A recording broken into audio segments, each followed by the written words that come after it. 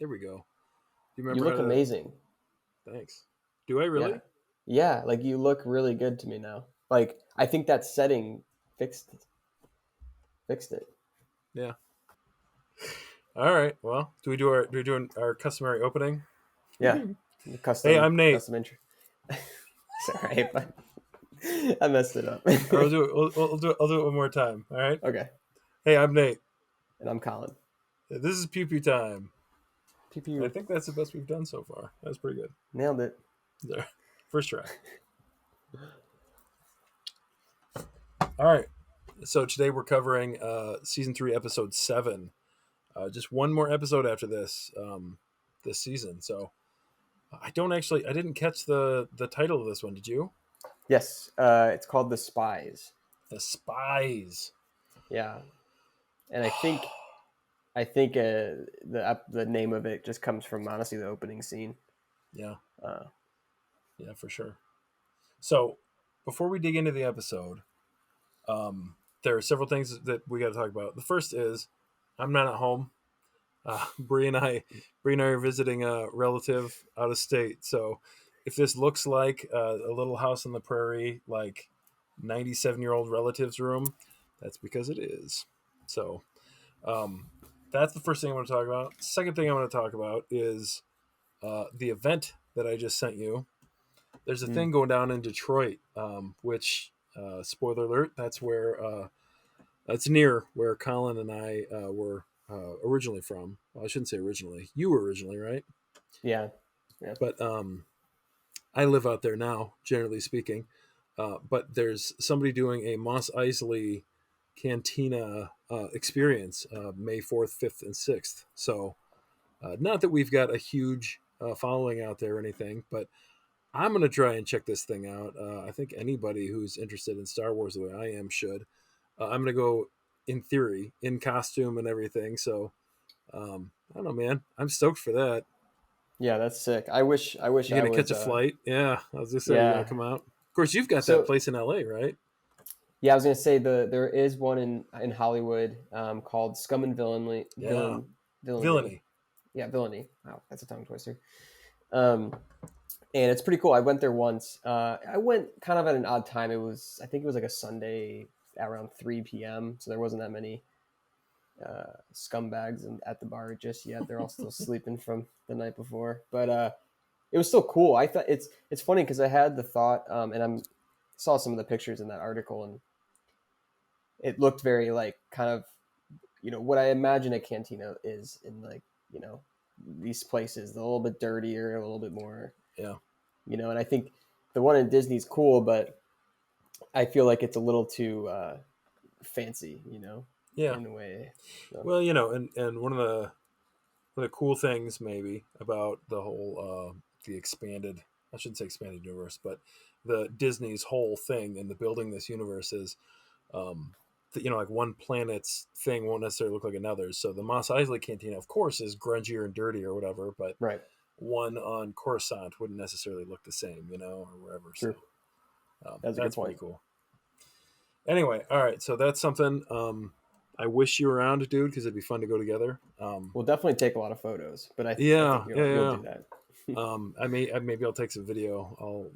We'll see how that goes. I got to still convince my wife to go. We haven't really talked about it, but hopefully we can make it happen. I don't think I have any other plans around then, so it seems Well, like it's it'd be Star Wars doable. Day, so you shouldn't have any Yeah, other plans. yeah, man. Got to save Star Wars Day. Um, but the other thing that we need to talk about is Star Wars Celebration just happened in London, which of Yes. course neither of us went to. But So my friends did go. yeah, tell me about it. Yeah, so my friend Justin, who actually got me this hat, he got it for my birthday. Apparently, there's writing on the back of it too. Oh man, why didn't you tell me this before? I could have translated it. I don't have a thing with Uh, me, but yeah, Arabesh. yeah, he got this for me. Apparently, it's a production hat. Like you can't actually purchase this on a store. I like the colors. Yeah. So But anyways, your friend was sort of a peripheral uh, person working on the set while they were doing some production, right? yeah. Well, shout out to Justin. Thank you for the hat. I love it. Hi, Justin. Yeah, no, he's a photographer. I mean, he doesn't work on sets. He's just really well connected in LA and knows a lot of people in Star Wars, and he gets to go to some of the recent premieres for the Mandalorian series. But he and my other mutual friend, or our mutual friend Devin, went to Celebration. So they were like, of course, sending me like Snapchats and stuff. And I was this close to going because um, his Justin's fiance like had almost kind of got she had the thought last minute of like, well, because she likes Star Wars, but she's not like as into it as Devin and Justin, and so um, she had this like thought. I think she told me when we were at Disney or something, where she's like, "Hey, would you want to go to London with them?" I'm like, "No, you this is your guys' trip. You guys planned it before me. Like, I appreciate it, but you You're a should still nice go guy, because it's man. yeah." So I didn't go, Was she obviously. legit offering it, or was she just sort of feeling it out? I think she was. Yeah. I mean, she's a very nice person, so wouldn't surprise me that she was actually genuine about it. But you know, I told her I was like, "You're still going to London. Like, there's a lot of cool stuff in Yeah, London, you know." So yeah. I didn't want to That's a cool actually take. experience to share with a significant other, even if Yeah, exactly. you're not that into it. But before we get into this year's celebration, I want to make an effort to actually go to the one in Japan in 2025. Dude, that's 2 more years. I know. Yeah, so they Yeah. announced that. They announced that at Celebration this year. And my wife lived in Japan for a while before we were married, and I went out and visited her once. And it is, of all the places I've been, the place I want to go back to the most. Um, so, I mean, I don't want to get any promises, man, but that would be awesome. Well, that's kind of what And let's we should. promise each other we're going to do this. I was gonna say, let's plant the seed because I know Justin and Devin are gonna go, so I'm gonna try to go, and if you try to go and Bree tries to go, we can get a little group to go It'd be fun, and man. do this thing. It'd be so much fun. Yeah. Ah. All right. So, stay tuned for news on our trip 2 years from now. That'll certainly pay off. Oh man, we'll see. I'd really But like to make that happen, but yeah, there this again, our time is slipping away so fast here. yeah. So much happened, and so much was announced at Celebration. Do you have any other things we want to talk about? Well, I'll sprinkle some stuff throughout this because I think there are some topics we talk about where there were some. I will say this: we should make a episode maybe after the finale next week. That kind of goes over like the plans of Star Wars Yeah, going forward because I think that yeah. was the What's coming biggest up? takeaway was like they kind of did a little Marvel thing where it's like here's the timeline, here are the Yeah, eras we're going into and stuff. They didn't really call it phases like they do in Marvel, but right. just a lot of cool stuff that I feel like Yeah, we're gonna explore. yeah. Now here's one piece of advice from a an aging Star Wars fan. Um, we can't we can't trust too much that they're going to do everything that they say they're going to do. Right now, they've got Fair. all these projects. I can think of off the top of my head two projects that they were going to do that are now not happening, or at least for the time being they've been sort of permanently postponed. Including that doesn't matter, but yeah, I can think of at least two examples. Maybe I'll put them up on screen, but yeah. So who knows what'll actually get made? But I was certainly very excited. Do you want to talk about it now, or do you want to work them in later? Well, real quick, I'm extremely excited that Dave Filoni is directing a movie. Yeah, That is kind of, I mean, he's proven himself so much with these shows that yeah. makes sense. Well, and he's obviously, we've talked a little about Dave in the past, and I'll call him Dave because I assume that if we knew each other in real life, Yeah, we we're really on a would be first on a name first. basis. Yeah. Uh, I'll be honest, man. From the start, I was not the biggest fan of Dave Filoni, and it's not that I had anything against him personally. It's that I didn't connect with the Clone Wars at first, and I was one of the ones that sort of fought the whole animated series thing. And I thought for so long, what we need is live action series. And George Lucas had even been developing one before he sold the whole thing to Disney. And so I was like, man, I hope someday we get to see that and everything, And there have been all these sort of promises over the years that we'd get something. And I just felt like, why are we focusing so much on kids stuff? And again, Dave, I know if you and I were friends, we would disagree on this, but I don't think Star Wars is just for kids, right? Obviously, I don't think that the George Lucas or Dave Filoni would say it's only for kids, but I think that they've said time and time again that it's meant like kids are the primary audience, and I just it doesn't matter. I didn't feel like, especially episode 4, felt very kid friendly. Like I saw a bloody arm laying on the floor of the Mos Eisley Cantina, and that was the most shocking thing I'd ever seen when I was a kid. Right, so to me, I loved it as a kid, but it wasn't made for me in my mind. So I felt like these shows that felt so tailored for kids felt a little out of place. All that is to say, I've since warmed up to it, and I think the Clone Wars did a great deal of good things, like creating personalities around the clones that are faceless, not faceless exactly, but like not unique in any way from each other. And it did a lot of good things there, and also really humanized Anakin, made him more of a person, Yeah. and showed you what a leader he was, what a friend he was to so many, before turning the dark side. Spoiler alert. Um, so anyway, I've come to like them more and more. But all that is to say, Dave is essentially now, I think most big Star Wars fans would say, he's sort of the heart and soul. He's the guy carrying the torch for Star Wars. I think that people love Jon Favreau, myself included, um, and he's done, I think, a lot to make Star Wars relatable to the everyday person. I mean, who wasn't necessarily a Star Wars fan to begin with, and both of them, their involvement in the Mandalorian, I think, was especially season 1. It was a shot in the arm that Star Wars needed in a lot of ways. So I'm very Right. grateful to those guys. And again, Dave, I assume someday we'll be close friends. So we'll laugh about our differences someday, buddy. That's I good. get That you. was good. Yeah, that was good. Um, well, the good thing is we can have it all. So Yeah, yeah, yeah. And that movie. Okay, so I don't think they have a title for it, right? But it's something to do yeah, with. no, they do. I think it's Do called they? the Heir of the Empire. Yeah, Oh, I think it's. oh. I So think it's it's. Thrawn related.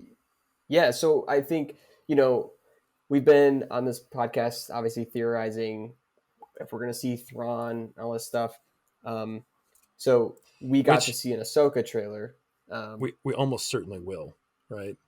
it's like a guarantee, yeah. Yeah. At Well, this yeah. point, We'll talk yeah. about that. But go ahead. Well, they casted him and they showed he's in the trailer, or the Oh yeah, back of yeah. his For head for is. Ahsoka, for Ahsoka, yes. I mean, Oh, at you the end mean of this season, maybe. finale? I mean, I would be shocked I think they'll tease him. if. Yeah, they're gonna tease him. There's no way, especially at the timing of the announcements and everything too, and Yeah, the fact that they name dropped him in this episode. yeah, yeah. Uh, it's gonna happen. But yeah, Heir of the Empire was the Yeah. book series that he was in Yes. originally, right? So real quick on Aaron, that series is good. I actually haven't read it myself. I've just watched videos on it. I should read them now. I watched an interview of Dave Filoni, and he mentions those. He's mentioning that him and John are going to some of the legacy stuff to pull into to these films and Yeah, shows and stuff. So because Disney came out and said these are legends, they're no longer canon. I think right. that was just a play to be like, hey, we need to control the timeline, Yeah, but yeah, now they're going to use it and bring it into these films and yeah. movies and Well, I stuff. think So that's cool. I think Disney's got their own teams of creatives and this and that, and so like with Marvel, when they pulled Marvel in, they've already got so much backlog stuff, and if you say none of that's canon anymore, as they did with Star Wars, they can Yeah, pick and choose the things they like and ignore the stuff that they didn't feel like fit with their vision. So yeah, yeah, I didn't exactly. love it, but I wasn't a big reader beforehand of the Star Wars material, so like it wasn't as big a loss to me as it was for a lot of people. Yeah, Characters like Thrawn and like Mara Jade and whoever that were very important to some people's experience with Star Wars were just gone. Like I can understand that being frustrating, but oh, all of that is to course. say, I'd love to see some of those characters bounce back in now as Thrawn is. So I think that's gonna happen. yeah, Have a feeling. so let's why don't we I mean again, we're like halfway through what our Let's get into timeline it. Yeah, yeah, whatever. yeah. But no, real quick. So the Mhm. Ahsoka series, let's just talk about that only.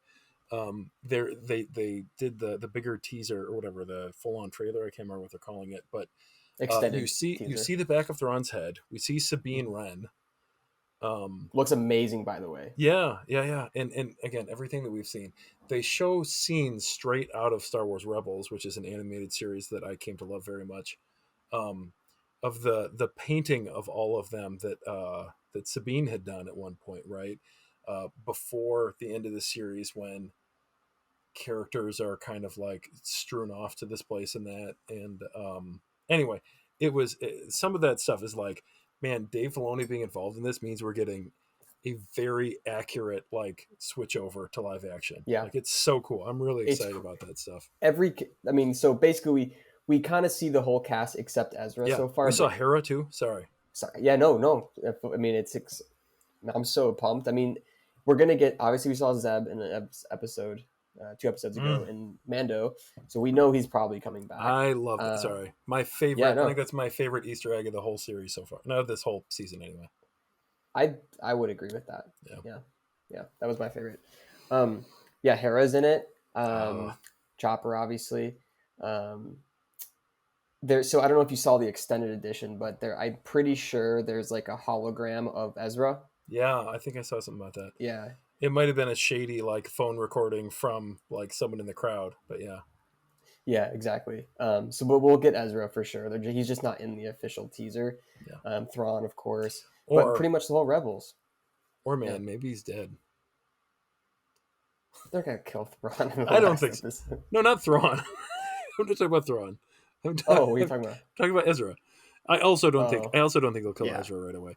But That's- it does occur to me, again, spoilers, if you haven't seen the end of Rebels, the Rebels series, Right. stop right now. That said, the way it ends with Ezra and Thrawn both being sucked away into whatever hyperspace to who knows where, unknown regions is what they're saying, which I believe is where Thrawn was from originally, but whatever. The two of them, I assume, end up in the same place together, wherever it is that the Purrgil are taking them. So I just sort of assumed that one of or both of them probably weren't going to return, but who knows, man? And they're really teasing Thrawn's return. So anyway, I mean, there's definitely was a chance, but they're gonna show him. I think Ezra's coming back. there's a great deal to dig into here, and I would love to make Yeah. a video on that alone, on the trailer, man. We could go, Yeah. honestly. Would you be willing to do that sometime? Go frame by frame? We could do like if we can screen share and Yeah. go frame by frame. Yeah, Yeah. All right, but do it. for now, let's jump into this week, right? let's do it. Yeah, so it's called The Spies. It's called The Spies, and I think it's called The Spies because the first scene we get is Elia Kane. She's in Coruscant at the lower levels, and she calls up Moff Gideon, and she's the spy, for Moff Gideon, which we've kind of were anticipating. I think you and I mentioned it in previous episodes, so it's confirmed. She is the spy working for Moff, and Moff is alive and well. Yep. And important to note, he has no mustache now. Did you notice that? That's true. Yeah. That was the first thing. The first thing I wrote down. The first thing I wrote down was the entrance into the city, into Coruscant, I assume, where Elia Kane is going off to call Moff Gideon. It looks like Blade Runner, man. Like all the city lights and stuff. It was really cool. Yeah. But the first thing I wrote down was Moff Gideon lost his mustache. And then I was like, oh, right. And he's also alive now, which, we assumed he was alive. He was extracted. There was the bit of Beskar alloy in the ship in the shuttle when they found him. And there was this big question, which was answered for us now. Why was there Beskar in that shuttle? Yep. So anyway, I suppose we'll get to that, right? Yeah, we'll get to that. I thought I had a note on. I forget what I was gonna say. My bad. Well, he's in this, like, they don't say where he is, but he's clearly like in a mountain somewhere or something, because some of the walls are like stone, right? And it's clearly an Imperial installation. We don't know as far as I know, we don't know what planet he was on. But I had a theory that you might love, that he was in fact in like Vader's castle on Mustafar. Oh wait, are we talking about the scenes at the beginning of this? Yeah. Where because we see him talking to her, and then it switches to his view, right? It follows him for a second. Well, we do find out at the end of this, right? Where he was phoning in from, right? Where was he? You want me to spoil it for you? I mean, I've seen the episode. You can tell me. Okay. Yeah. He was in his on Mandalore. That's where his base is. I think you're right. And I feel like an idiot. Think. All right. It's all right. We all have mistakes. You win this round. Okay, I'd forgotten that because at the beginning I wrote this note down. I was like, "Oh, maybe it's Vader's castle. Well, maybe he's on Mustafar," because it's like dark stone. It didn't even occur to me that later on you find out. I thought that too, because obviously they don't reveal it towards the end of the episode, and so at first I was thinking like, where the heck is he? Those like red. You're talking about those like red like yeah, things they're like the red too. lasers. But then he also goes and he like gets on this conference call that's already going with all the other bad guys of the former Empire. Yeah. Yeah. No, I mean, yes, that's what I was thinking too at the beginning. But yeah, we do find out. Yeah. So, he is not on Mustafar, but is walking into this room full of Empire commander holograms. Yeah, well, it said they call themselves the Shadow Council, which is like, do you guys not realize what supervillains you are? Like, are you doing this on purpose? Like, do you guys really think you're the good guys even at this point? It's like, we're the Shadow Council, you know? It's just funny. Yeah. Like, most of the time, bad guys, you know, they think that they're righteous and everything. These guys are like, we're the creepy dudes who hide in the shadows, you know? Right. I thought it was funny. Yeah. All that is to say, it does sound kind of cool. But they also, the way they talked reminded me very much, and this is probably one of these, you know, philosophical things that they're trying to, you know, put forth that they've been doing, especially this season, but, you know, for a couple of seasons with The Mandalorian, this sort of like, you know, is the Empire so evil because what they're fighting against, what the Empire is trying to do is very much what the Rebellion was trying to do, which is we got to stay hidden, we got to stay secret until we've got enough support that we can make this, you know, turn the tide here. And they said, like, we have a lot of support from, like, you know, this is what the people want and everything, you know. So whether or not they're doing it overtly, I think that there's this sort of like ambiguity that they're trying to like slide across the table a little bit. And I'm not a big fan of that. I like good and evil in the line drawn between them. That said, you know, I mean, like, this is much more. It's a reflection of, you know, what's in entertainment in the world today, anyway. So there you have it. Well, I think it's like it's kind of it's symbolic too. Like, you know, you could argue even in our own life, it feels like life was more simplistic back in the day, and as time goes on, in, you know, cultures change and whatever, like you have more. It's not as much of a streamlined, you know, simple story, Sure. and I think it's a reflection of what we're experiencing now as a society. Whereas back then, it might have been. That's just a thought. I think life's always been complicated, you know, but I do think that more and more in movies, maybe we're seeing a more realistic reflection of what's happening in the world. You know, maybe we're less idealist than we once were as a world, you know, as humanity. But yeah. So in that very meeting, they name drop Grand Admiral Thrawn. Can you believe that? I was like, okay, they're just going to come out and say it now. Well, I feel like I mean, obviously they have a lot of people working at Disney and Lucasfilm. But it seemed like they knew that all of this was happening, obviously. And so Celebration happened before, you know, the episode released, because, you know, things are going to leak, right? When you're at Star Wars Celebration. And so it was just kind of like very coincidental timing where, you know, Ahsoka drops and here's Thrawn. And then within the first 5 minutes of this episode, it's like, where's Thrawn? You know, like they name drop him, and it's like, okay, now it's like tying up real fast, you know. Well, and there was a little context, you know, that they gave us was that these guys are like, yeah, but Thrawn's coming back, and Gideon's like, yeah, well, where is he? You keep telling me he's coming, but where is he? Maybe somebody else should be in charge, whatever, you know. Which sounds, you know, perfect for Moff Gideon, who, you know, is totally the control freak from the start. But there was another moment I found very interesting in that conversation, which was a character called Commandant Hux. Yeah. Did you notice that? I did. Now tell me this. Is this the same Hux, do you think? The same exact Hux as is in the sequel trilogy? So I did Tell me. I did some searching, Mm-hmm. and on again, these are just like people I follow on YouTube. Um, they all said that this is his father. Okay, that's what I was Yeah, assuming. Commandant is a very, I mean, obviously not strictly Nazi title, but I know that it's a title that, like, when I hear it, I think of Nazis. yeah, right. Commandant is a pretty old, I think, title.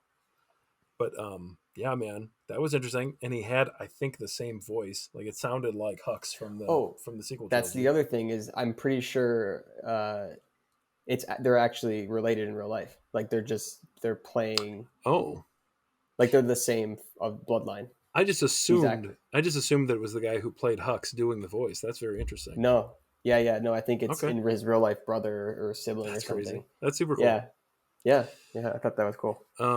So anyway, so there's a little tie into the sequel trilogy again. They've been pretty good at Yep. some of those. They talked about Project Necromancer, which is a little too fantasy for my taste. Necromancer, of course, being sort of a fantasy witchcrafty sort of thing where you bring somebody back from the dead.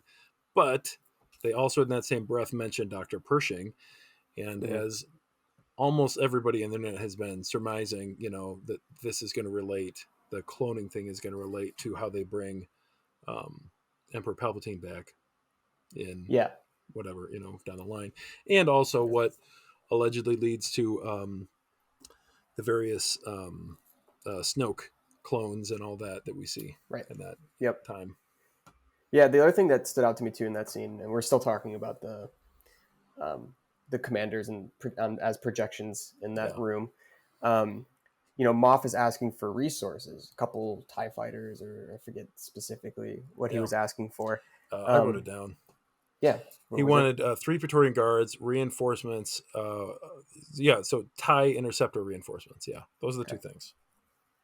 and it had me thinking, hey, that's a very like I don't know, it was a really real moment, in this universe of sci-fi and fantasy and whatnot. Like, Right. hey, I need resources, boss, or like ask Yeah. the boss, right? Can I get some more pencils at my desk? Yeah. Um, but it got me thinking: are most of the resources right now going to like the building of the Star Killer base? Like that would make sense. Yeah. I don't know. That's the thing. I haven't. I don't know if they haven't. Guess they haven't really talked about that. At least as far as I know, I haven't noticed any No, talk of that. But it does seem like by now, by this, what they're like 6 or 8 years after the Battle of Yavin now, something like I that. mean, Star Killer base is huge. It has to Yeah. I mean, take it's a a real planet. long Yeah. time, you know. Yeah. So I don't know. I guess that's an interesting. It's an interesting point. Mm. Again, this is the first time that I know of that this Shadow Council has even like been revealed in any way. Like Yeah, as far as I knew before this, we had our suspicions about Thrawn coming back and all that, but we had no frame of reference for him. I didn't know that he had a boss. I mean, I didn't know that he reported to yeah, anyone. You know what I mean? Up until now, they've talked about Imperial warlords and that sort of thing that were scattered and everything. But in this meeting, they confirmed that they're a secret like group of them that are trying to make it look that way. You know what I mean? They're trying to yeah. make it look like this is just scattered people, selfish idiots. No one is actually like trying to rebuild the empire exactly. But here we are, this group doing exactly that, and it's a shift, man. I think that one of the things that people may have criticized about the sequel trilogy, one of a great number of things, I'm sure, was that like, you know, this whole thing falling apart, the New Republic falling apart, it really sort of like undoes everything that the original trilogy did, Yeah. and the Jedi falling away and some of that kind of thing, whatever. And this is starting to tell that story a little bit, which is kind of interesting, but that there was more to it than just, oh, all of a sudden the First Order was there and they're essentially the Empire and they wiped out, the Republic in like a heartbeat, which they kind of did. Yeah.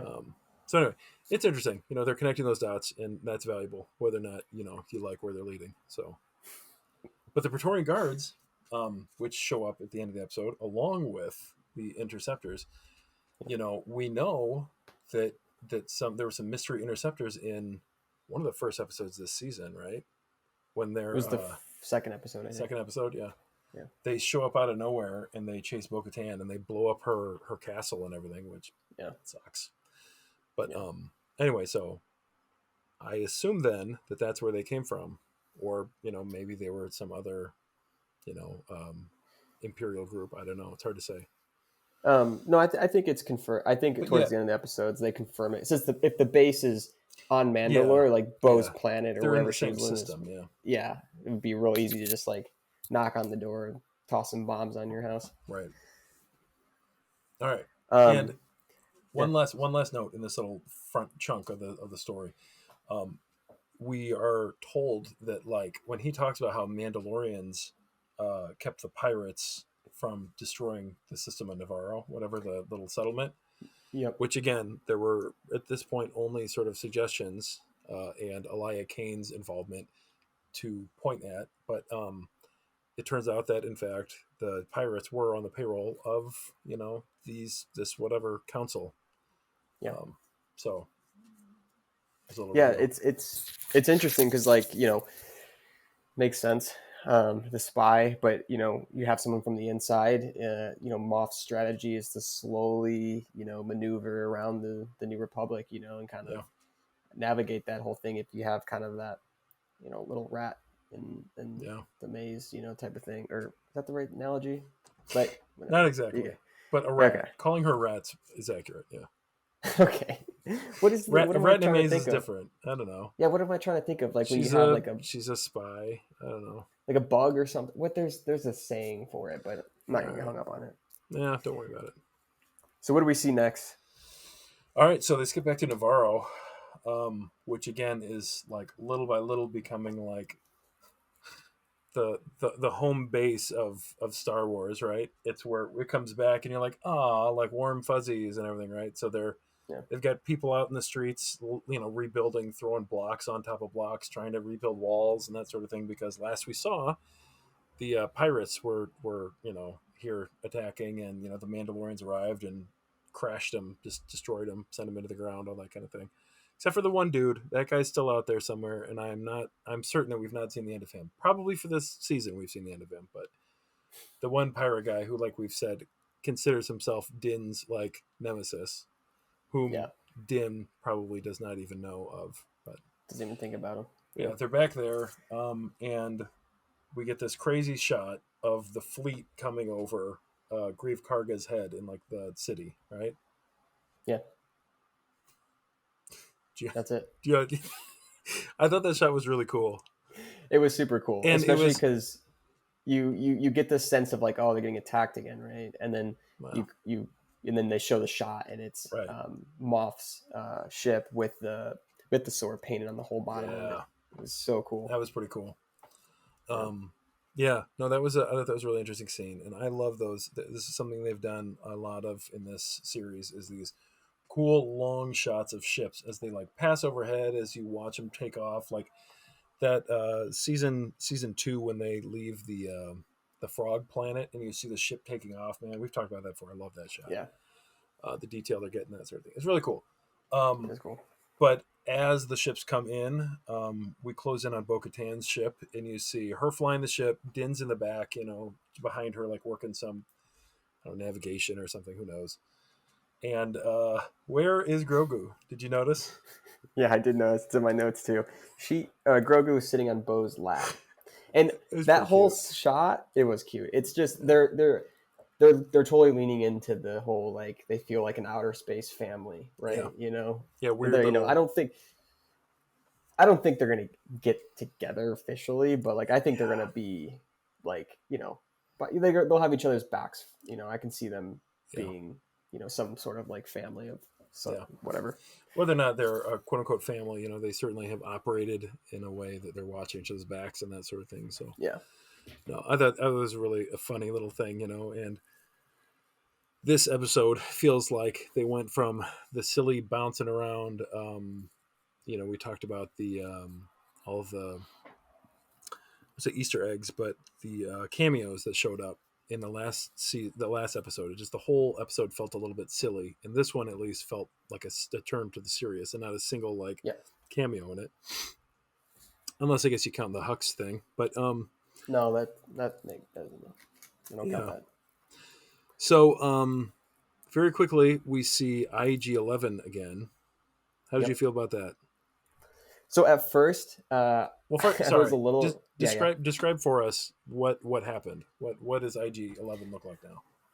So okay, well, we're in, um, I'm trying to picture I'm trying to paint the scene of where they reveal IG-11. We were in, I'm looking at, why am I blanking on the scene? It's like the throne room. They're in, not throne room, whatever, but they're in Navarro, aren't they? On his like ship, or on his ship? Sorry, in No, his I like thought they capital were room, whatever. his office or something, Yeah, yeah. right? Okay. And he brings out IG 11, and at first you see the shot, just him walking in. You're like, he's alive. They Yay, fixed it's our him, friend they again. Yeah. repaired him.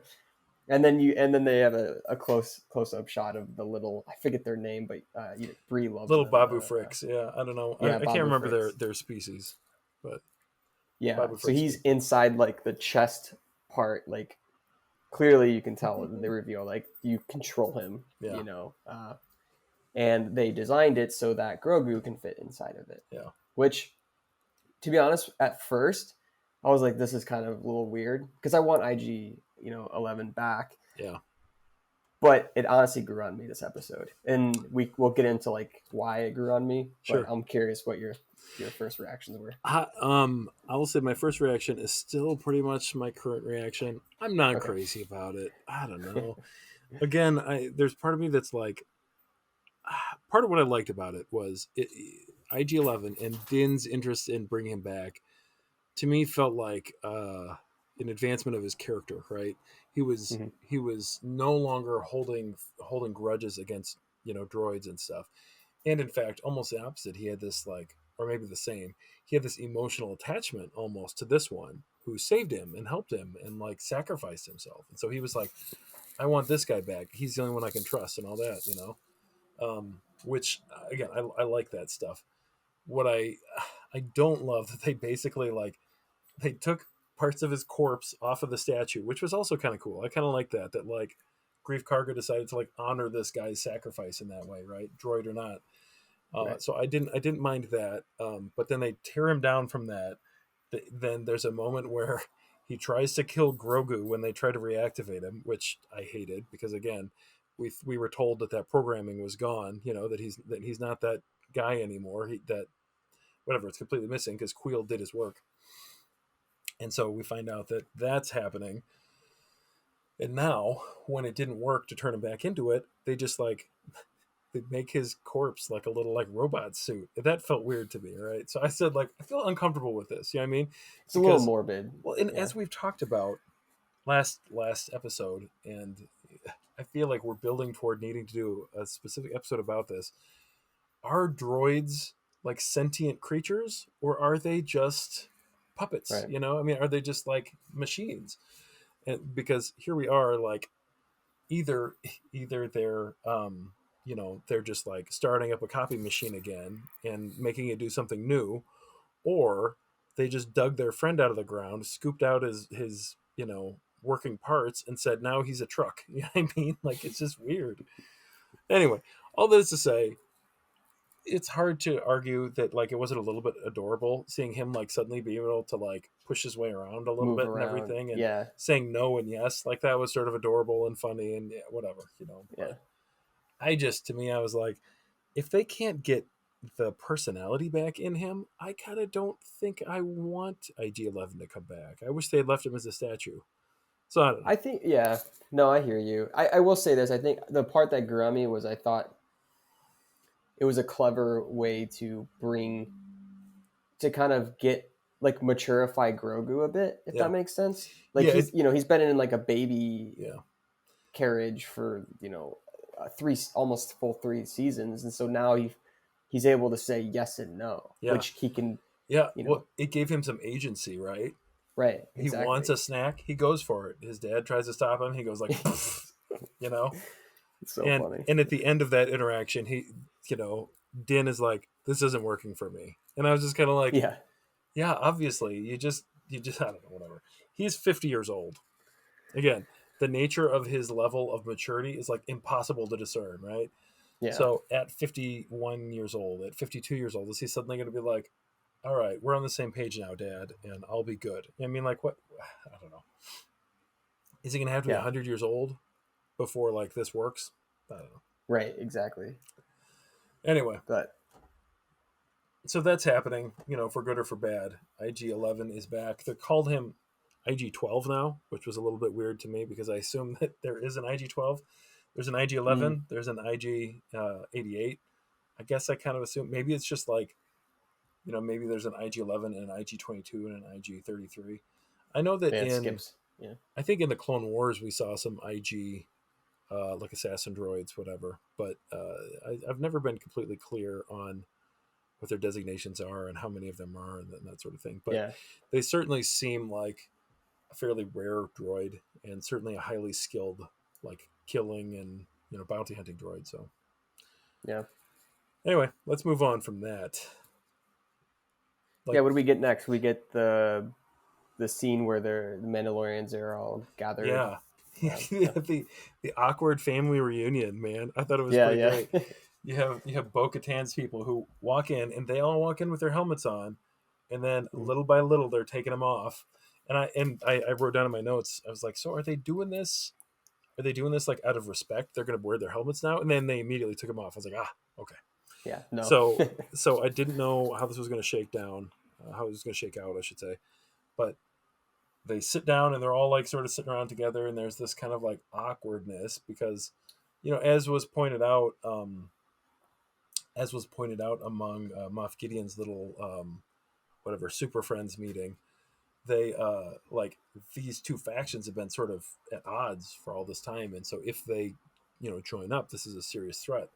So all of them sitting down together was sort of like, so is this going to end up in a brawl, or are they all going to be friends now? And it's sort of in between. But Bo-Katan walks out and basically says, we need to join together. We got to stop fighting each other, and we got to retake Mandalore. And so she lays down the plan, and she says, I'm looking for volunteers. And like nobody says anything at first, but then Din raises his hand, goes like, yeah, I'll go. And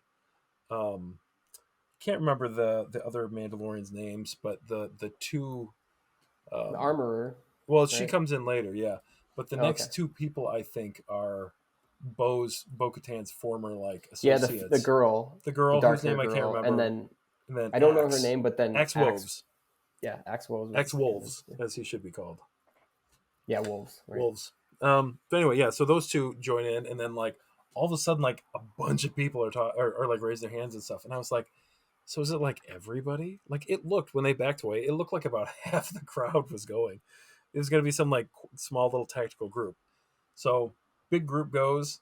Paz Vizsla signs on. Everybody that's got a name essentially went, including, as you said, the armor. Yeah. And they take off. Yep. Well, was it? Maybe I'm jumping to. My notes are probably a little scattered, but like, Yeah. I think it was on the other ship, so never mind. But they take off, and they arrive, outside the planet of Mandalore, Yeah. and they basically take.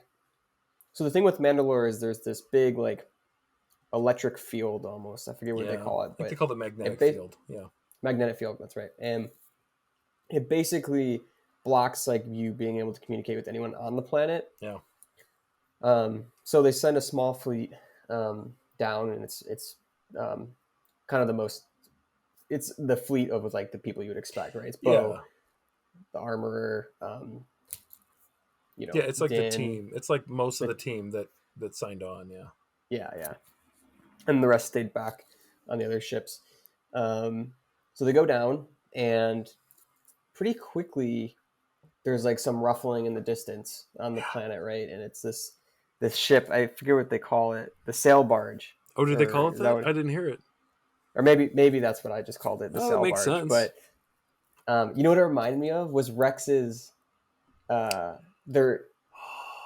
Yeah, the ATTE. Like the. Yeah. I mean, we've talked about this. There's a Lego set of that. So what we're referencing now is there's an episode or a couple episodes of the show Rebels, again, animated show. And if you haven't seen it yet, maybe stop listening. But Rex, who is a clone who survived the Clone Wars, got his little chip removed so he didn't Well, after I think Order 66 started, he got it removed, whatever. But that's Yeah. another story. He and a couple other clones are running this old I think it's ATTE. It's the six-legged walkers, and Yeah. they're just on some like obscure planet walking around, and they basically go fishing for these giant like worms.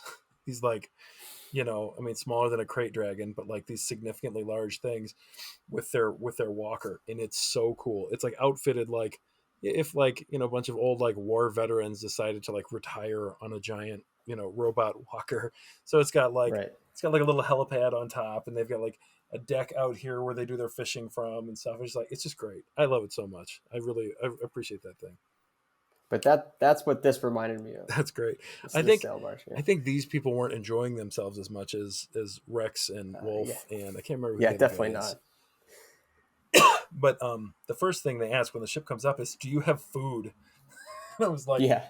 so it's funny that you sort of romanticize this thing, because I looked at it and I was like, this is like Mad Max. I was like, this thing comes like sliding in, and it is. It's like a big, I don't know, sail barge type thing, but it's like on like skates almost inside. It's got the big, we call them on a catamaran, the big like downriggers. Is that what I'm thinking of? That go out on the sides to like keep it balanced, whatever. Doesn't matter. Mhm. But yeah, it was pretty cool. I actually thought that was really cool. So it shows up like immediately after they land, and there are a bunch of people on it who are, surprise, surprise, Mandalorians. Mandalorians. Yeah, it was crazy, and they're also kind of like scrubby. Like they've apparently been on the planet since before the Night of a Thousand Tears or whatever it's called. Yeah. Essentially, the Um, battle when Moff yeah, wipes out when they the. glassed it, You know. Yeah.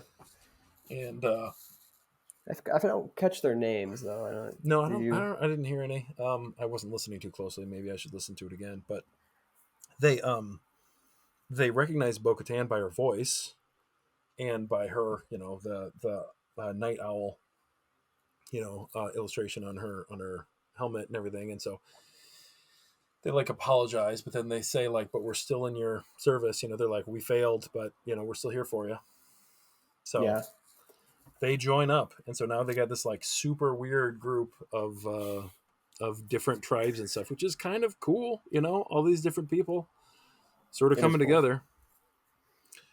But yeah, I called them the Mad Max Mandalorians. That's my name for That's a good them. one. Oh, I gotta mention though. Sorry, I don't know. Do you have a next thing? I was gonna. Yeah. Well, you can go. So. Well, no. I mean, there's a little bit of exposition here where we find out about what happened with Bo-Katan and the surrender and stuff. You gonna talk about that? Yeah, yeah. Go Well, for no, it. you can mention that. No, that's good. All You should right. mention that. All right. So apparently, Bo-Katan surrendered to the Empire, and everybody's a little shocked. But she says like, "I surrendered." Like, and she's not proud of it clearly, because as a Mandalorian, surrender is like something you don't do. It's like fight to the death is their thing, and so she's ashamed, I think, as she says it, and she feels bad. But and nobody ever says it. But her sister was Satine, who tried to turn the Mandalorians from the war race to the peace race, right? And like that's laid out in the Clone Wars, and it's a significant story point. Um, and like I think it's one of those things that like, hey, that'd be cool, but like too many Mandalorians weren't on board with that, and so everything went wrong for her and everything. And Bo-Katan herself stood up against her sister and watched her eventually get cut down by Maul, I believe, right? Yeah. But it's all very dark and everything. But you got to wonder if Bo-Katan has learned some lessons as a leader in her exile, in her time since watching her sister get killed and that sort of thing. This sort of like, we've got to stop fighting each other, and like, war for war's sake isn't necessarily always the best. She cares about her people, and so she surrendered. Yeah, she surrendered because she like it was a deal with Moff Yeah, he was Gideon, I supposed to be believe. cool. Yeah, like she's like, if I surrender this blade to you, this dark saber, you have to promise me you won't like Right. attack other Mandalorian groups. So she was this was a sacrifice move. It wasn't an easy decision on her end, but she did it. And then Right. newsflash, Moff didn't listen to her. Yeah. Yeah. Which, But again, she handed over the Darksaber. There was no combat. Again, we should do a whole video about the Darksaber and like where it came from and every owner of it and everything. But there's a yeah, lot there. But obviously, as we said last week, turning it over, just like handing it to someone, doesn't mean it belongs to them really. Like it has to be won by right. combat. So anyway, it should be no surprise to us now knowing Moff Gideon that he betrayed the Mandalorians and still destroyed their planet and has hunted down their people and all that. But again, we get some exposition here about Bo Katan and how everything went down, and she ends up walking away and she's having a moment to herself, and Din comes up and they talk for a moment, and I can't remember everything that was said. But there's a moment where she's basically just saying like he's saying like I didn't realize it. I thought you were just a selfish whatever. And she says, well, I was being selfish. Like I was stupid and I shouldn't have done that. Whatever. And she basically is just like she's down on herself, and I think What that's she says she has a line where it's like, all I have is this dark saber yeah to get people to follow me. yeah And then Din says yeah something. yeah man, this Yeah, was he'd say, good. These are the yeah, interactions, man. Dave and John, my new good friends. These are good. This is good stuff. Like, I love these interactions where it's like you take a complicated character like Bo Katan, who's like still like Mandalorian, we fight to the core, but she's also trying to be a leader and a good person and find her path, so to speak. And she's down on herself, man, and she's found a humility in her failings, and she's basically saying like, why would anybody follow me? All I've got is this sword, and he's like, I don't really care about that sword. Like my people, like the sword doesn't really mean anything to us. Bloodline and history, like that stuff doesn't mean anything to our people. But he talks about, I can't remember exactly how he says it, but he says, where I have part of it written down. He says, "Your song is not yet written, Lady Kreese," and I was like, "Ooh," but it's that basically, was very Lord of the Rings esque, if yeah, a you ask me. little Like, bit, yeah, very poetic. yeah. But I mean, just the idea that like you're not done, like you're not dead, you're not done writing your own story here, so keep on going. And he basically says like, I'll follow you. He's like that's why I'll follow you. And he did his little Mandalorian salute thing and everything, and it was like, shoot, man. And then like I think he turns and like walks away, and she gives him this look, and like she's done it a couple times this season, like when he goes down into the water and some of that kind of thing, there's this little glimmer of admiration, and she's like, that guy really does believe. I mean, this sort of like she admires him, maybe even the like the children of the Watch, this sect, for their faith. I mean, there's a certain amount of like maybe there is something we're missing. Maybe there's something to be gained by that. I thought it was really cool. I Yeah, love that moment. yeah, no, yeah, I agree. Um, and as that scene, or I think it was quickly after that scene, Paz and Axe are playing this game, Yeah. and I think Paz wins or whatever, and so we, Well, all right. So well, there's a wins, I should disagreement on say. the rules. Yeah.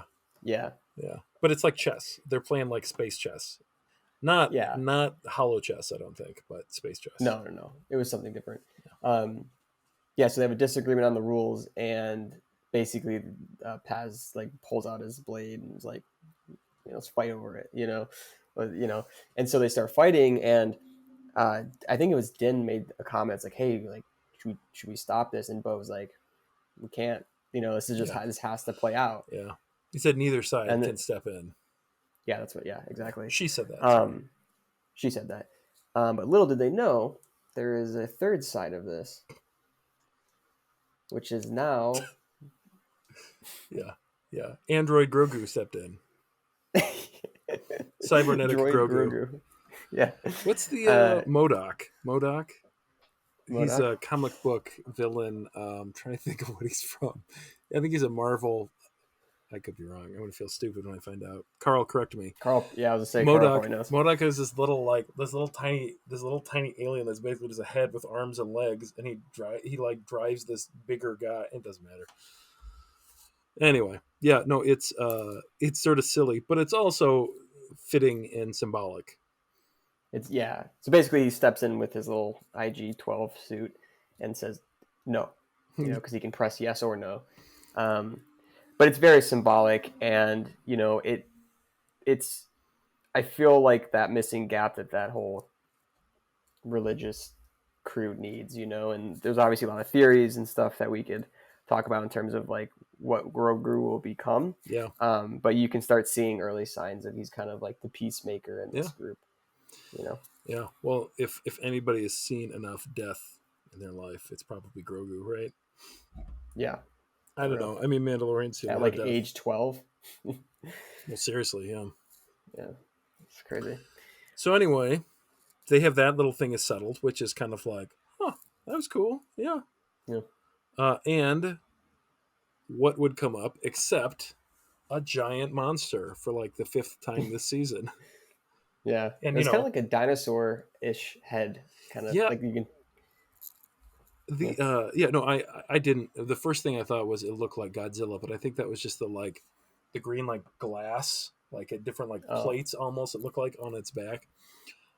But later on during the credits, I saw some of the concept art for it, and it reminded me of a crate dragon. So I don't know if that's a thing or if it just looked kind of like it, and there are just a million giant monsters out there in the universe that we never saw before the series The Mandalorian. Must be something like that. Interesting. Yeah. Yeah. But that monster came up and pretty much destroys their ship, and so they kind of back into like the caves. Yeah. Yeah, so they escape into some caves, and this is again all 3 weird Mandalorian factions now, all following Bo Katan. Bo, yeah.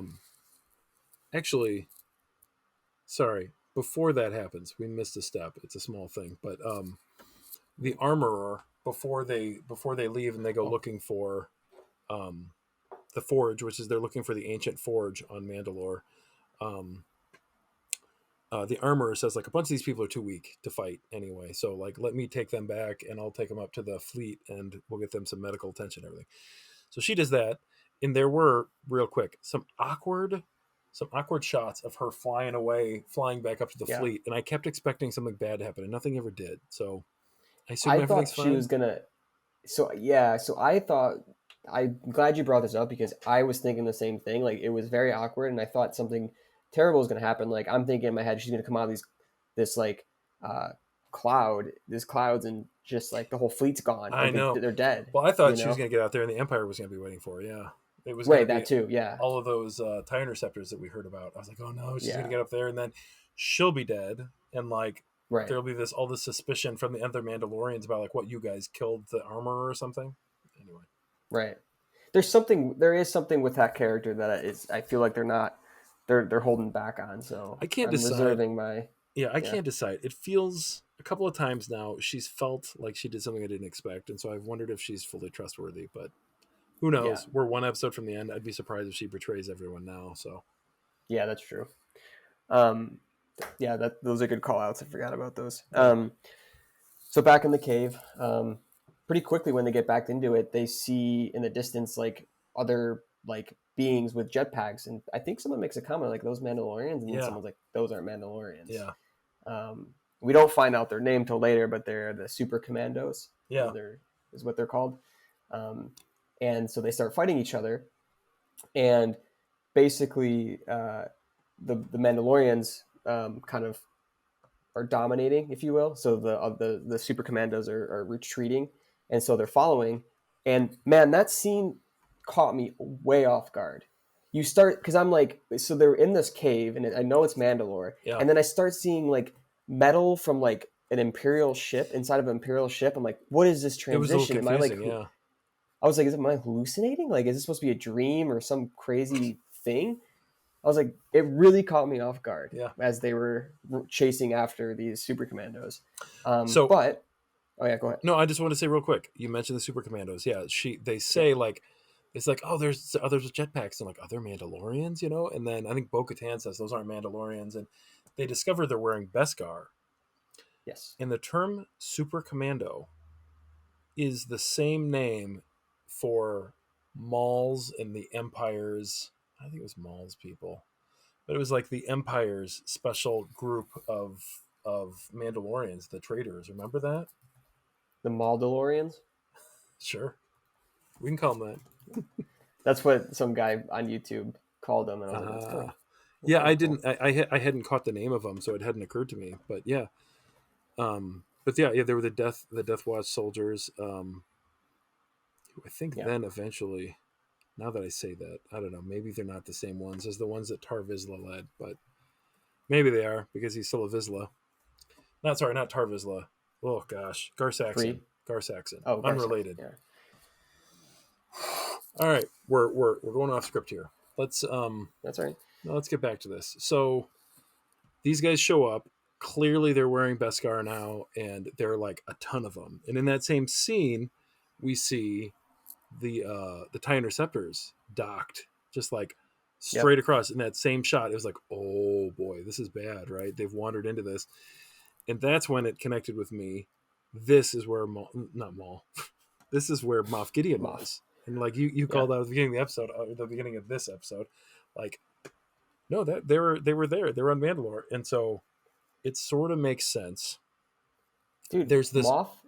there's this He's myth. just a Yeah, go yeah. ahead. No, it's becoming really obvious that Moff is just like a huge Darth Maul admirer at this point. Like he seriously like so they get trapped and then uh Moff comes up and his helmet looks like Yeah, the horns. he had the horns. He Yeah, had the helmet that Darth Maul had it I with think the Death Watch or I think whatever. yeah, I think that was the thing. I think it was the Death Watch. These guys who were called Super Commandos. Yeah. Yeah. So So like yeah, so it makes sense why he's on Mandalore. Like he yeah, wants the power of what Maul was not just what Maul, but he looked at yeah. Maul as like an inspiration, as like Well, this is what I want to do for I mean, my side of you can say that. It yeah. it I don't know exactly how the whatever the Super Commandos came to be under his like thing, but I don't know. Maybe they're not the same Super Commandos or whatever. Maybe it's just kind of a call out for us fans, you know. But like, it makes perfect sense for him to be here because it's Yeah. still rich in resources, as we've seen, right? It's not poisoned, as they've said, and so this myth that it's like cursed, poisoned, whatever, was probably just put out by the Empire so that people would stay away. Yeah. And so he's got his Yep. little base there. He's got his TIE interceptors. He's got like a ton of these soldiers, right? Because they fly in and they take out a ton of these flying dudes um, before eventually there's a little retreat called, right? Yeah. Oh, because Moff Gideon comes down and he's got his own little black one, like you said, with the horns. Oh, it was Yeah. crazy. But yeah, getting real close to the end here. Yeah. Say it did end on like a pretty it ended at I think it was I was just so invested, but when it ended, I was like, "Oh, that was it! Like, where's the Yeah, more?" But it was a 54-minute yeah, it episode. was a long I one. mean, it was good. So just to connect some dots that we talked a little about earlier, they you know how they somebody busted Moff Gideon out of that Imperial shuttle, right? Well, Yeah. the little scrap of Beskar now we can understand that it was one of these super commandos lost a little piece of his armor.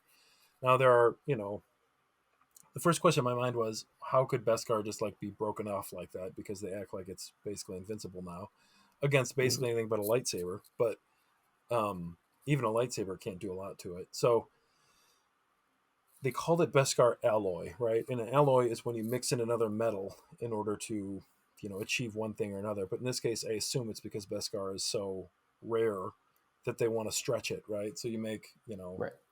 whatever, 3 ingots of it lasts more like 6 or 8, by adding in another metal. So my assumption is that's what they're doing, and so it's weaker in that way. So it might have blown off. So anyway, there's sort of a this they're calling a retreat, and everybody starts backing away. Uh, Bo Katan, I guess, runs back. She's got the Darth Vader. The Darth Vader.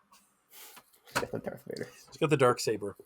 She lights it up and she starts cutting a hole through the door. They had dropped these doors down to trap him in, and she's cutting a hole through the door. They start feeding out, whatever, and Paz Vizsla kind of like holds him off because he's got his great big like I don't know, minigun, and he's like doing a great job, man. He's destroying these guys, and eventually, it starts to become obvious that he's not fixing to leave. He's like staying there, and Bo Katan's like, "Come on, you gotta go, we gotta go, gotta go," and he's like, "No, whatever." He says like, "This is the way," or whatever.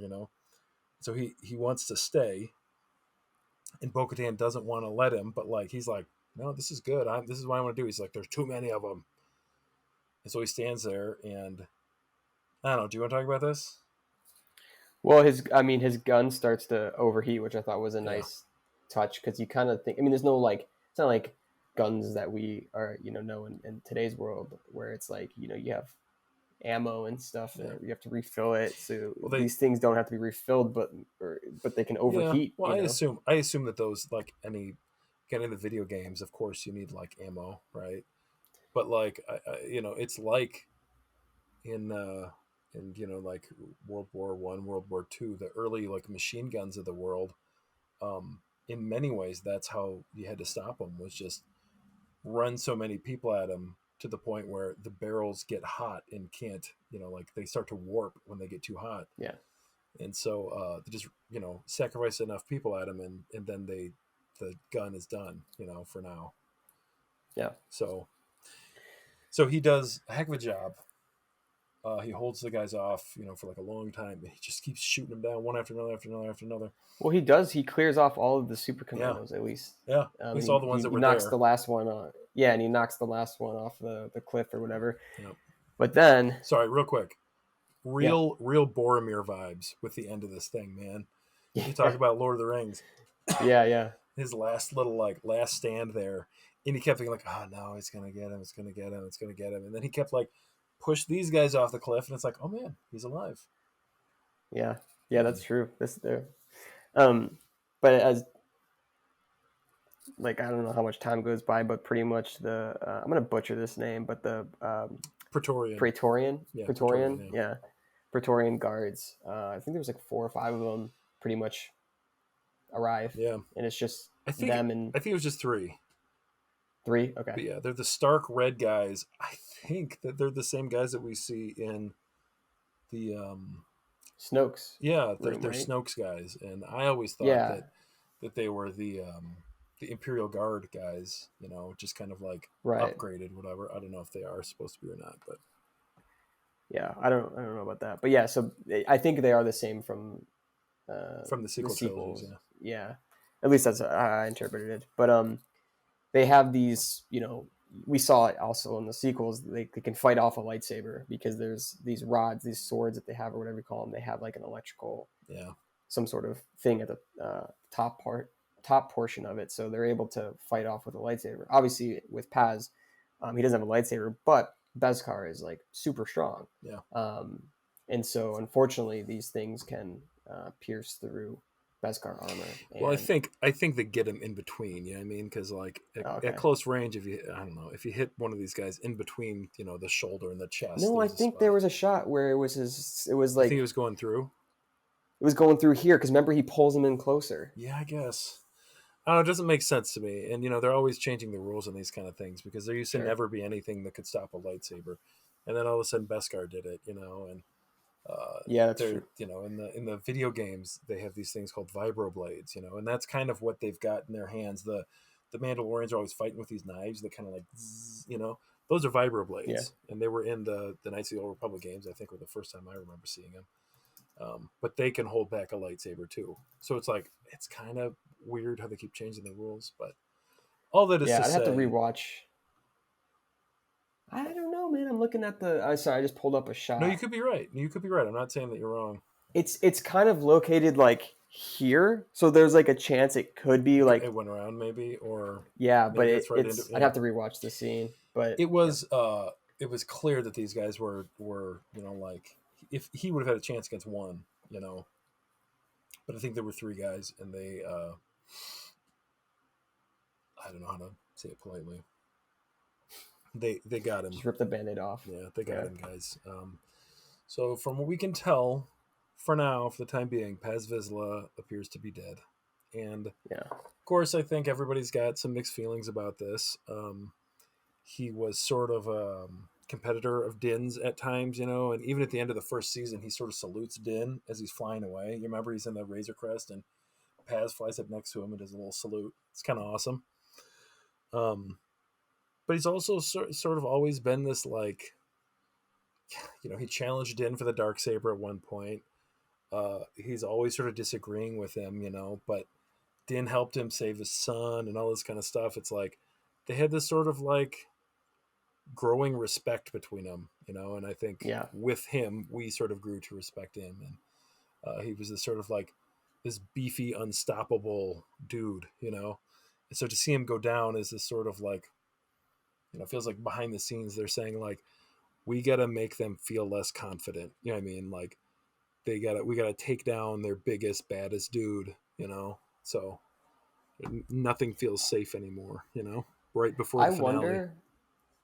I wonder. So the way the episode ended was it was in slow motion. We saw Paz fall to the ground and kind of go face first. So there's a great chance he's just dead. But I do wonder if, and this might be a weird theory, but like if I was him or any sort of true, Mandalorian that wears, that listens to like all the rules and stuff. Yeah.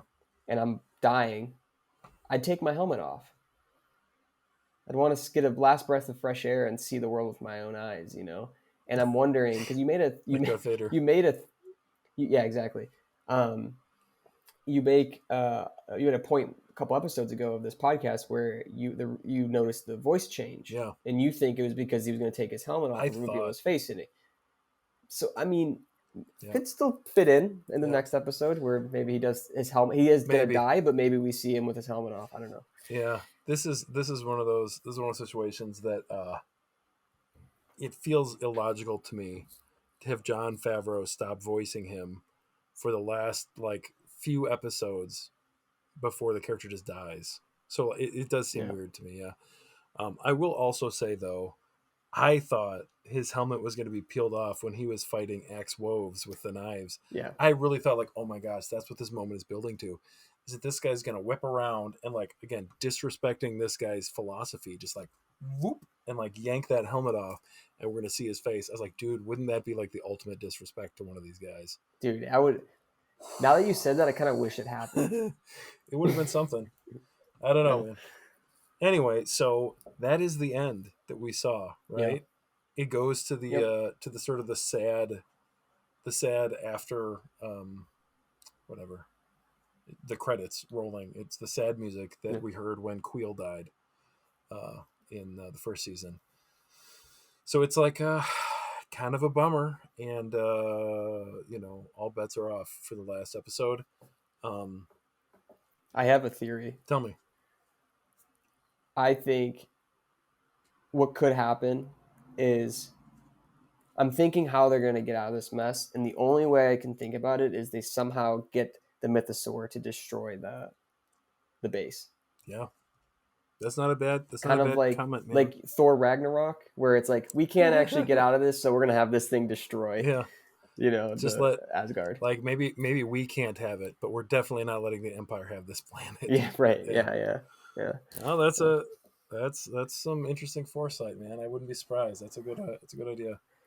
I will say my only prediction is at the very end of this thing we see, and whatever, not after credit scene, but one little glimpse of Thrawn, right? Yep.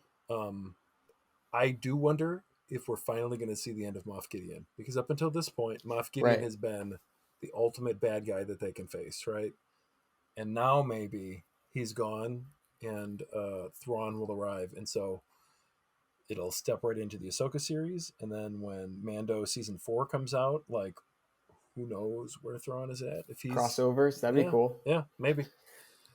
I will say this: I find it hard for Moff Gideon and Thrawn to exist simultaneously. Because Yeah, if they do, it'll create a lot of conflict, certainly, and of like course, yeah, the bad guys in general, like, I don't know. I guess maybe there's room for them to sort of like fight each other, and like you see a lot of that in the animated stuff. The various like Agent Callus yeah, and well, not Thrawn exactly, but who's the lady? It doesn't matter. The various agents, the ISB people, and all those, like the bad guys in like the Rebel series, like you see them all sort of like vying for position amongst each other to like show themselves as the superior officer and that sort of thing. So certainly that wouldn't be outside the realm of possibility, in terms of just the way they've gone before. But Moff Gideon does not seem like the kind of person to bow down to someone else anymore, and I don't know nope. what that means. Probably that he'll be replaced by Thrawn at some point here. I would be. I will say this: the thing I would kind of be bummed about if they did decide to kill off Moff is like I would be curious to see how far he could take his research. I mean, the whole cloning of like, it seems like he's trying to clone. He's trying to merge stuff from Grogu and the Force sensitive stuff with like Mandalorian type armor and people, and they create this like super villain that's Yeah, like very hard to destroy. Which maybe I don't need to see those things becoming successful, but I would just be like I would like to see more of what that research was yeah, about. yeah. No, it certainly was an interesting direction, and whether or not that dies with Moff Gideon is a good question. But I Yeah, think most people at this point are pretty certain that this all leads toward, as we said before, um, Snoke, and then you know eventually Palpatine. So yeah. who knows, man? They're trying. Uh, They're trying to real hard tie that stuff back to. I really felt like I didn't know what the climax of the show was going to be up until this point, but now obviously it feels like the climax is going to be them defeating these Imperials on their home planet, and Yeah. maybe there's use of the Mythosaur, maybe the whole planet goes up. Who knows, man? That seems crazy, but certainly there's a big fight coming, and some of my bigger questions are how many characters are we going to see come out of this thing? Are we going to lose characters like Bo Katan? Is she going to sacrifice herself somehow? Man, I'm getting into the weeds a little bit here. I do think I do think that Bo Katan is a big player in the future of Mandalorians, but the sequel trilogy, I have to check myself here for a second. I think there are 0 Mandalorians in the sequel trilogy. So maybe it's just like they cease to yeah, there's exist. none. Maybe that's kind of where this is going. Um, is that Well, I in mean, an organized fashion? They're just not involved. Um, we don't see him. I don't think we see him in. Well, I mean, you see like Django Fett in the yeah, I prequels, but suppose like in the feature films, they've rarely, as a race, been much of a thing. We just see them yeah, one they're or kind two of at a like time. they're kind of like this independent group that do their own thing. Yeah, They absolutely. Yeah, they kind of. So I could see them existing even if they're not in the yeah, sequels. yeah. No, that's a good point. I'm still not sure. You know, we'll see. I'd be bummed if they kill him. Yeah, yeah. Well, and, But and again, I don't think that they'd kill every Mandalorian or anything, but sure, it feels weird that if they're still a major player in the galaxy, or if they become a major player in the galaxy, that they wouldn't have showed up, at one time or another during the sequel right. movies. So we'll see, man. But I'm Well, excited. anyways, I'm excited to see this thing kind of wrap up, and I hope it wraps up in a satisfying way. This was obviously a much more gratifying episode than the last one, but it was just like we haven't had a very normal story arc in this season. The sort of building to yeah, a climax and then coming back down. Um, it feels like we just finally were introduced to the bad guy of this episode, which is a bad guy from previous seasons, but it just means that the last episode is going to have to do something real crazy. I have a feeling it's going to be real crazy. Do you? Yeah. But All all right. right, well, this was short enough, right? An hour Yeah. and 20. Yeah. Yeah. This is one of our longer ones for sure. A lot to talk about though. Yeah. Coming off a Yeah. celebration, it was hard Yeah, not man. to And we got to watch try and that. make some supplementary content if we can. If nothing else, we got to do something cool right after this season gets over. All right. Yeah, absolutely. But for now, uh, I'm Nate, This is Colin. and this is PP time. Thanks for hanging out. See you next week.